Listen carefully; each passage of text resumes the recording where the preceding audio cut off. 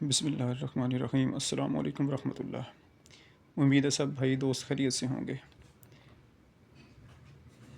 ایک بار پھر آپ کی خدمت میں حاضر ہوا ہوں ملٹی میکس کے نام سے۔ یہ ایک بہت ہی زبردست بہت اچھا سپلیمنٹ ہے، ملٹی میکس کے نام سے ہے، اور 1 اے ڈے کا مطلب روز کا ایک یہ ٹیبلٹ کھانی ہوتی ہے۔ اور میرے وہ دوست بھائی جو شوگر کے مریض ہیں یا ایج کی وجہ سے یا بہت زیادہ بیمار رہنے کی وجہ سے بہت ویکنس کمزوری محسوس کرتے ہیں، ان کے لیے بہت ہی زبردست ہے۔ جن کا وزن کم ہو گیا ہوا ہے کسی وجہ سے، چاہے شوگر کی وجہ سے کم ہو گیا ہوا ہے یا ویسے کم ہے، اس کے لیے بھی بہت ہی زبردست ہے۔ لانگ ٹائم اس کو یوز کرنا پڑتا ہے، 2 سے 3 ماہ کا اس کا کورس ہوتا ہے۔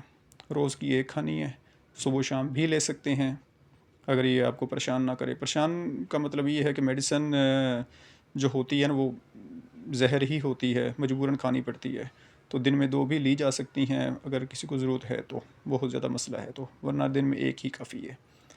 ٹھیک ہے، دن میں ایک کھا سکتے ہیں، 2 سے 3 ماہ کھا لیں۔ دن میں 2 دفعہ اگر کھانی ہے تو آپ اس کو 1 سے 2 ماہ استعمال کر لیں، تو پھر اسی طرح اس کو چھوڑ دیں 3 ماہ کا گیپ کر کے، پھر سے اس طرح یہ کورس کر سکتے ہیں، آپ کو بڑا اچھا اس کا ملے گا رزلٹ۔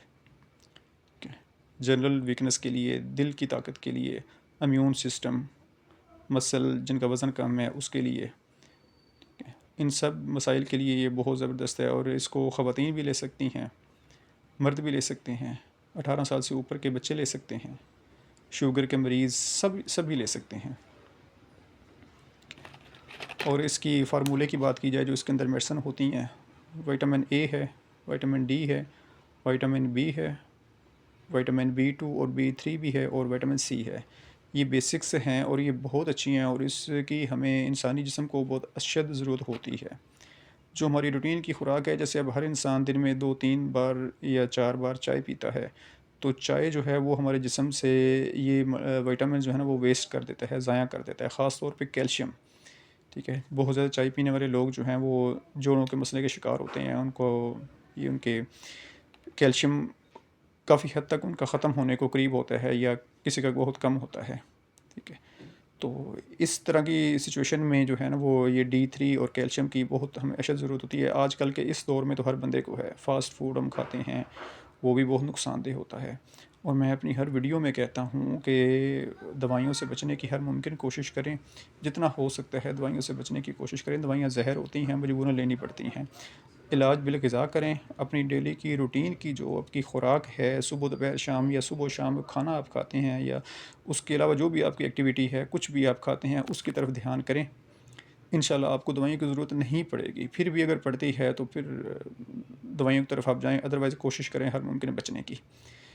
ٹھیک ہے، کھانا کھانے کے فوراً بعد کوئی بھی لکوڈ، چائے، کولڈ ڈرنک، پانی نہیں پینا، کم سے کم 2 گھنٹے، 1.5 سے 2 گھنٹے اچھی طرح کھانا ہضم ہو جائے پھر پیٹ بھر کے پئیں، چائے پئیں۔ اور کوشش کریں چائے میں چینی استعمال نہ کریں، چینی جو ہے وہ تباہی کی طرف لے کے جاتی ہے، خاص طور پر ہے تو ویسے چائے نقصان دہ، لیکن خاص طور پہ چینی جو ہے وہ بہت مسائل ہمارے جوڑ کھوکھلے کرتی ہے۔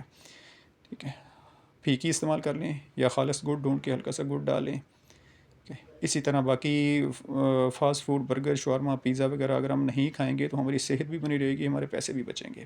یہ ہم اپنے آپ کو تباہی کی طرف خود لے کے جا رہے ہیں۔ کھانا کھانے کے فوراً بعد لیٹنا نہیں ہے، سونا نہیں ہے، کھانے کو اچھی طرح ہضم کریں، ہضم کرنے کے بعد آپ سوئیں۔ اگر آپ کا معدہ خراب ہے تو پھر سوتے وقت آپ نے کوئی بھی پانی کچھ بھی نہیں کھانا پینا، کھانا ہضم کریں اچھی طرح سے اور آپ سو جائیں۔ انشاءاللہ آپ کو اس کے ان باتوں سے فائدہ ہوگا، آہستہ آہستہ ہوگا لیکن ضرور ہوگا۔ پپیتا کھانے میں استعمال کریں، جو میدا کے، شوگر کے، بلڈ پریشر کے مریض ہیں یا جو جگر کے مریض ہیں، پپیتا اپنی خوراک کا حصہ بنائیں۔ کھانا ذرا مشکل لگتا ہے کچھ لوگوں کو لیکن بہت فائدہ ہے۔ پھل سبھی کھائیں، پانی کا استعمال زیادہ کریں، ٹھنڈا پانی نہ پئیں۔ ٹھیک ہے، یہ دل کو، میدے کو، جگر کو خراب کرتا ہے۔ اور انشاءاللہ آپ کے مسائل آہستہ آہستہ حل ہوں گے۔ اللہ تعالیٰ آپ سب کو اپنی حفظ و امان میں رکھے اور دعا میں یاد رکھیں۔ بہت شکریہ، جزاک اللہ۔